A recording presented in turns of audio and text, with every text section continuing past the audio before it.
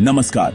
आज हम बात करेंगे India UK free trade agreement की, एक ऐसी डील जिसकी असली अहमियत शायद अब तक कम ही लोगों को पता है।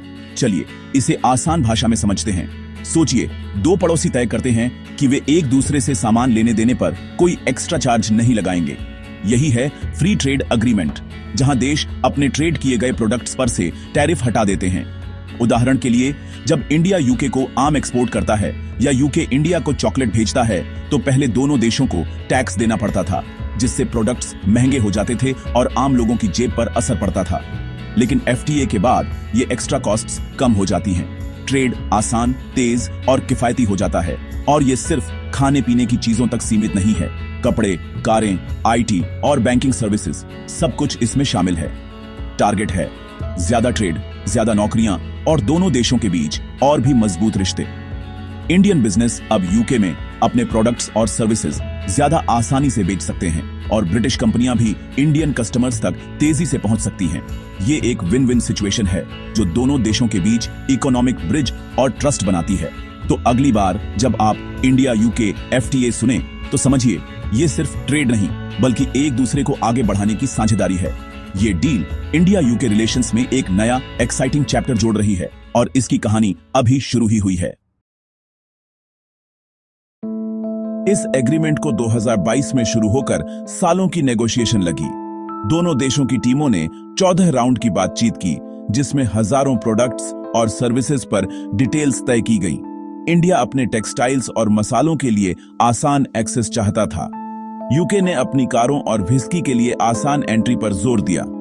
लंबी चर्चाओं के बाद डील मई 2025 में फाइनल हुई और जुलाई में साइन की गई।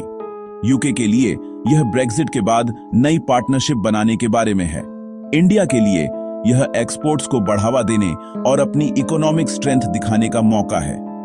मकसद 2030 तक ट्रेड को 100 बिलियन तक दोगुना करना। यह डील कड़ी मेहनत और ग्रोथ के लिए एक साझा विजन का नतीजा है। इसका हमारे लिए क्या मतलब है? ज्यादा नौकरियां, खासकर टेक्सटाइल्स, लेदर और ऑटो पार्ट्स जैसे सेक्टर्स में, क्योंकि यूके को इंडियन एक्सपोर्ट्स बढ़ेंगे।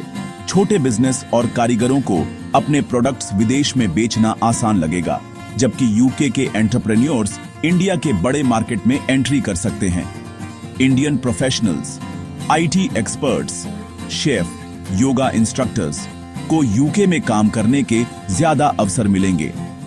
एक सोशल सिक्योरिटी पैक्ट भी है ताकि प्रोफेशनल्स को डबल कंट्रीब्यूशन न देना पड़े।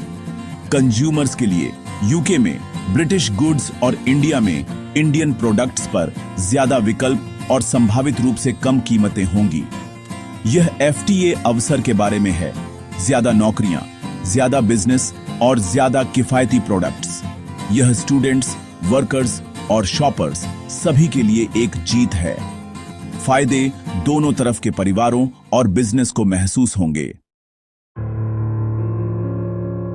सब कुछ आसान नहीं था। कुछ मुद्दों पर कड़ी नेगोशिएशन की जरूरत थी। यूके चाहता था कि इंडिया स्कॉच व्हिस्की पर अपना हाई इंपोर्ट टैक्स कम करे। इंडिया ने लोकल इंडस्ट्री के इंटरेस्ट्स को बैलेंस करते हुए धीरे धीरे कटौती करने पर सहमति व्यक्त की।